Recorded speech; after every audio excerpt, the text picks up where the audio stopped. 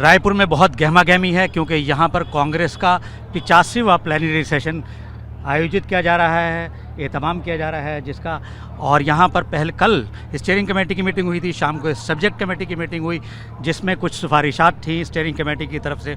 उन सिफारिशात को पहले सब्जेक्ट कमेटी ने अप्रूव किया, उसके बाद जो है आज उनको बाकायदा प्रस्ताव लाकर और उनको लोगों का अनुमोदन के ज़रिए, लोगों के मंजूरी के ज़रिए उसको कबूल किया गया और वो हिस्सा बन गई हैं जिसमें बहुत सारी चीज़ें हैं, जैसे पंचायती राज है, जैसे ख़वातीन, SC ST इनको 50% रिजर्वेशन है।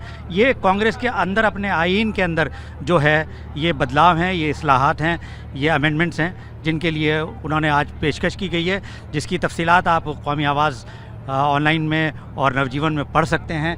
और आज की ख़ास बात ये थी कि कांग्रेस के नए अध्यक्ष जिन्होंने खिताब किया, उन्होंने बहुत सारी जहाँ तक द्विवेदी की लाइनें पढ़ी, वहाँ पे वो लाइनें भी पढ़ी जिनको राज्यसभा में उनके धनखड़ जी ने यानी कि चेयरमैन ने उसको एक्सपंज कर दिया था, उसको खारिज कर दिया गया था। वो लाइनें भी पढ़ी और उन्होंने कहा कि ये लाइनें हम पढ़ते रहेंगे। और उन्होंने हुकूमत को कई महाज पर आड़े हाथों लिया, जिसमें बेरोज़गारी, जिसमें महंगाई, जिसके लिए ख़ुद हुकूमत ने कुछ नहीं किया।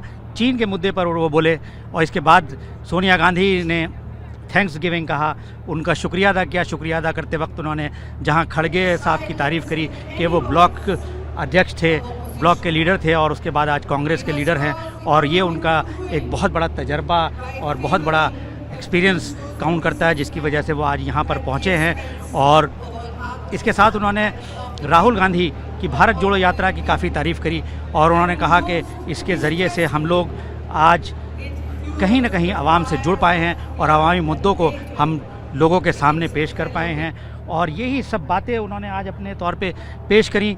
उसके बाद पॉलिटिकल रेजोल्यूशन सुखविंदर सुक्खू ने पेश किया, जो हिमाचल प्रदेश के नए चीफ मिनिस्टर हैं, और अंबिका सोनी ने, जिन्होंने कॉन्स्टिट्यूशनल अमेंडमेंट्स पेश करी, उन्होंने अपने साथियों के नाम भी लिए और साथ में जिक्र किया कि कॉन्स्टिट्यूशनल अमेंडमेंट्स किस लिए ज़रूरी हैं, क्या क्या चीज़ें हैं उसमें।